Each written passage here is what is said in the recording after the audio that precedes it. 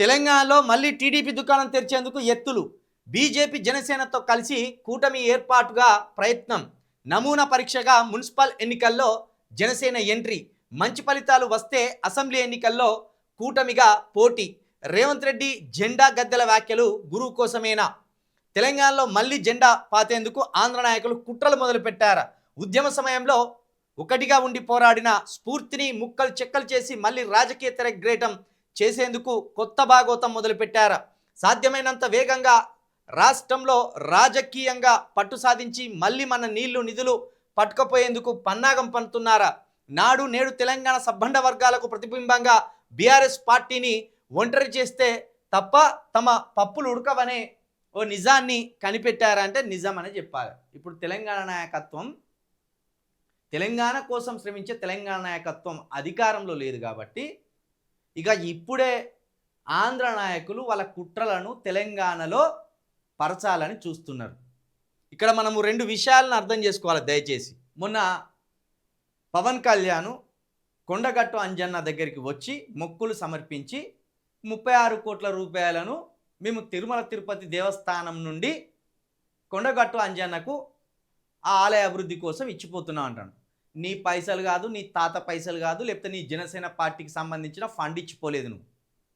మా తెలంగాణ ప్రజలు ఇక్కడి నుండి తిరుమల తిరుపతి దేవస్థానాన్ని దర్శించుకోవడానికి, వెంకటేశ్వర స్వామి గారిని దర్శించుకోవడానికి ఇక్కడి నుండి వెళ్ళిన మా భక్తులు తలనీలాల రూపంలో కావచ్చు, ముడుపుల రూపంలో కావచ్చు, లేకపోతే స్వామివారికి సమర్పించే కానుకల రూపంలో కావచ్చు, కొన్ని వందల కోట్ల రూపాయలను తెలంగాణ భక్తులు తిరుమల తిరుపతి దేవస్థానం హుండీలో వేస్తారు. ఆ క్రమంలోనే మా తెలంగాణ నుండి స్వామివారికి దక్కిన భాగంలో నుండి కొంత భాగాన్ని తీసి మళ్ళా మా కొండగట్టు అంజన్నకే నువ్వు ఇచ్చిపోయిను. అంతేగాని నీ టీడీపీ పైసలను, నీ జనసేన పైసలను, లేకపోతే నీ చంద్రబాబు నాయుడు పైసలను, లేకపోతే నీ పవన్ కళ్యాణ్ పైసలను ఇచ్చిపోలేదు. దీన్ని క్లియర్గా తెలంగాణలోని ప్రజలు అర్థం చేసుకోవాలి. ఆయనేదో ప్రేమతోటి మన కొండగట్టు అంజనకు డబ్బులు ఇచ్చిపోయినట్టు నమ్మబలికే ప్రయత్నం చేసాడు. కానీ ఆ రోజే నేను 10 రోజుల క్రితం చెప్పిన ఈ దొంగ తెలంగాణలో తన పార్టీని బలోపేతం చేసుకోవడానికి కొండగట్టు అంజన్నను సాగ్గా చూపుతున్నాడు, కొండగట్టు అంజన్న సాక్షిగా రాజకీయం చేయబోతున్నాడు అని చెప్పినాం. ఇప్పుడు ఆ కుట్రనే నమస్తే తెలంగాణ పేపర్ రాసుకొచ్చే ప్రయత్నం చేసింది. నేను మొదటి నుండి అంటున్నా, ఆంధ్ర నాయకులు ఎవడన్నా అత్తే తన్ని తరమండి. ఇంకొకటి మనం సంతోషపడవలసింది ఏంటంటే, తెలంగాణ ఉద్యమంలో తెలంగాణ రాష్ట్రం కావాలని మనం అందరం ఏకమై కొట్లాడుతా అంటే కాంగ్రెసు, బీజేపీ లేకపోతే ఈ పార్టీలన్నీ కూడా సైలెంట్గా ఉన్నాయి. టీఆర్ఎస్ పార్టీ ఒక్కటే తెలంగాణ కావాలని అప్పుడు గట్టిగా కొట్లాడుతుంది. ప్రజలు కూడా టీఆర్ఎస్ పార్టీని విశ్వసిస్తున్నారు. కానీ ఆంధ్ర నాయకులు కూడబలుకొని ఒకేసారి 150 మంది నాయకులు రిజైన్ చేసిండు, రాజీనామాలు చేసిండు. ఆ దెబ్బతోటి తెలంగాణ వస్తుందో రాదు అని మన పిల్లలు పిట్టలాగా రాలిపోయింది. కొందరు ఉరిపెట్టుకొని చచ్చిపోయిన్లు, కొందరు శరీరాలను కాల్చుకొని చనిపోయిన్లు, కొందరు గన్నుతోటి కాల్చుకొని చనిపోయిన్లు. ఇట్లా రకరకాలుగా మన పిల్లలు మనోవేదన చెంది మరణించిండ్లు, ఆత్మహత్యలు చేసుకున్నారు. అయితే ఇక్కడ సంతోషపడవలసిన విషయం ఏంటంటే, ఆంధ్ర నాయకులు తెలంగాణ ఇవ్వద్దని లొలిపెట్టిన కానీ పాపం ఆంధ్ర ప్రజలు తెలంగాణ ఇవ్వండి అని అక్కడ కూడా నిరసనలు చేసాం. ఆ విషయంలో ఆంధ్ర ప్రజలను మనం అప్రిషియేట్ చేయాల్సిందే, వాళ్ళ కృతజ్ఞతలు తెలపవలసిందే. ఎందుకంటే వాళ్ళ లీడర్ల ఆలోచనలు విషపూరితం ఉన్నాయి, కానీ అక్కడ ప్రజల హృదయాలు మాత్రం మంచిగానే ఉన్నాయి. అదే సమయంలో ప్రత్యేక రాయలసీమ మూమెంట్ కూడా బైరెడ్డి రాజశేఖర్ రెడ్డి ఆధ్వర్యంలో జరిగింది. కొంతమంది ప్రత్యేక ఆంధ్ర కోసం ఉద్యమించింది. తెలంగాణ, ఆంధ్రప్రదేశ్ రెండుగా విభజించవలసిందే అని అక్కడ ప్రజలు, కొంతమంది ప్రజలు కూడా నిరసనలు, ధర్నాలు, ర్యాలీలు చేసిండ్లు. ఒక ఫేక్ ఉద్యమాన్ని సృష్టించిన ఆంధ్ర లీడర్లు మాత్రం సమైక్యవాదం అనే ఒక రాగందిస్తూ వాళ్ళు కూడా ధర్నాలు చేసిండ్రు. కాబట్టి అల్టిమేట్గా ఒక నిజాయితీతో కూడిన వాదాన్ని ఎత్తుకున్న కేసీఆర్ వైపు ఆంధ్ర ప్రజలు కూడా సపోర్ట్ చేసిండ్రు. కానీ ఆంధ్ర నాయకులు ఎప్పుడు కూడా తెలంగాణకు వ్యతిరేకులే. ఆంధ్ర నాయకులు ఎప్పుడు కూడా తెలంగాణకు వ్యతిరేకులే.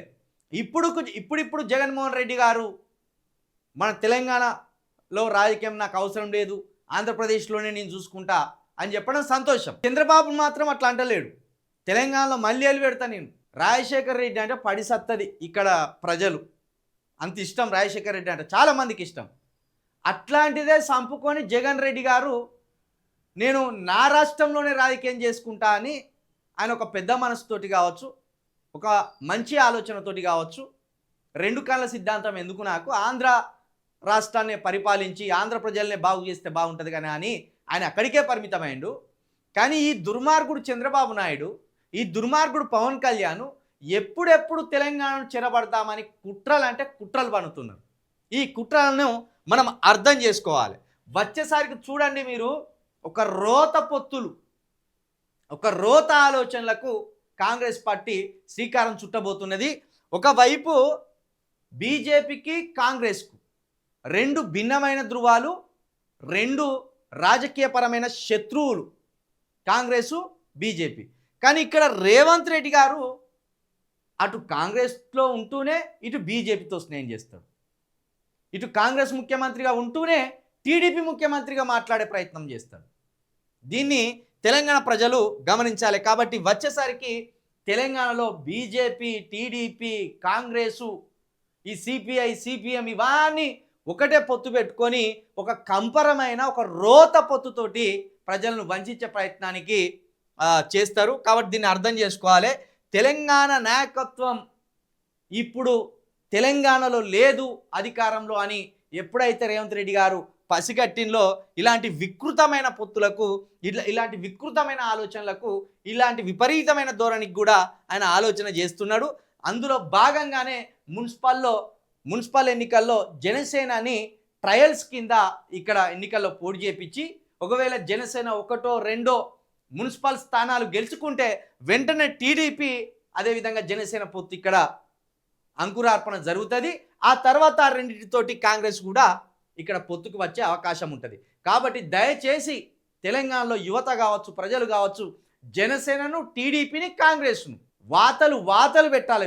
వీళ్ళకు వాతలు పెడితే తప్పించి వీళ్ళకు బుద్ధి రాదు.